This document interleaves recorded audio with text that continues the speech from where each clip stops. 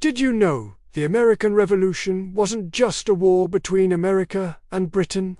It was a global conflict that drew in France, Spain, and the Netherlands, turning a colonial uprising into a world war. And it all started not with a bang, but with a grumble over taxes.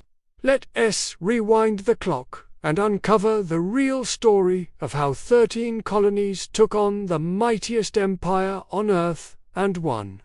It's the 1760s. The British Empire is on top of the world, having just won the 7 Years' War, known in America as the French and Indian War. But victory comes at a cost, a huge one. Britain is deep in debt, and Parliament looks across the Atlantic at its prosperous American colonies and thinks, hey, they should help pay for the defense we provided them. So they start passing a series of taxes: the Sugar Act, the Stamp Act, the Townshend Acts. For the colonists, this wasn't just about the money. It was about a core principle: no taxation without representation. They had no members in the British Parliament, so they argued that Parliament had no right to tax them directly. They were British subjects, they insisted, entitled to the same rights as people living in Britain. Protests erupted. Groups like the Sons of Liberty organized boycotts of British goods. Tensions simmered, and you could feel something was about to boil over. The flashpoint came in Boston, a hotbed of revolutionary sentiment. In 1770, a street brawl between colonists and British soldiers escalated, leaving 5 colonists dead. Paul Revere and others dubbed it the Boston Massacre, and it became powerful propaganda against British rule. Then, in 1773, came the Tea Act. To protest, a group of colonists, disguised as Native Americans, boarded British ships and dumped 342 chests of tea into Boston Harbor. This act of defiance, the Boston Tea Party, was the point of no return. Britain's response was swift and harsh. They passed the Intolerable Acts, a series of punitive laws designed to crush Massachusetts. They closed Boston Harbor, shut down the local government, and forced colonists to house British soldiers.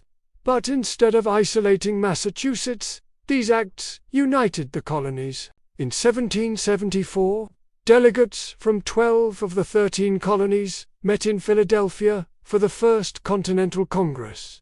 They weren't calling for independence just yet, but they demanded a repeal of the Intolerable Acts and organized a massive boycott. The stage was set for a confrontation. On April 19, 1775, the first shots were fired.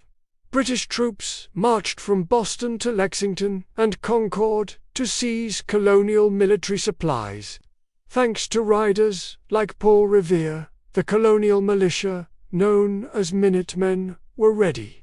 The shot heard round the world at Lexington marked the beginning of open warfare. The British found themselves harassed by colonial fighters all the way back to Boston. The siege of Boston began, and the American Revolution had officially started. Just a month later, the Second Continental Congress convened. They established a Continental Army and, in a crucial decision, appointed a Virginia delegate named George Washington as its commander-in-chief. Washington wasn't the most experienced general, but he had dignity, determination, and a powerful presence that inspired loyalty. He was exactly the leader the fledgling army needed. Still, the idea of a complete break from Britain was radical. Many colonists considered themselves loyal British subjects who just wanted their rights respected. The man who changed their minds was Thomas Paine. In early 1776, he published a pamphlet called Common Sense. Written in plain, powerful language, it argued that monarchy was a flawed system and that the colonies had a moral and practical duty to declare independence. It was a sensation. selling hundreds of thousands of copies and convincing countless Americans that separation was the only answer. Spurred on by this shift in public opinion, the Continental Congress took the final, momentous step. On July 4, 1776, they adopted the Declaration of Independence. Drafted primarily by Thomas Jefferson, this document did more than just declare a new nation. It laid out a philosophy of government, asserting that all men are created equal with certain unalienable rights, including life, liberty, and the pursuit of happiness. It was a revolutionary statement that would echo around the world for centuries. But declaring independence is one thing, winning it is another. The early years of the war were brutal for the Continental Army. They were an amateur force of farmers and merchants up against the most professional army in the world. Washington's army was repeatedly defeated in New York and forced into a desperate retreat across New Jersey. Morale was at rock bottom. Just when it seemed all was lost, Washington pulled off a masterstroke.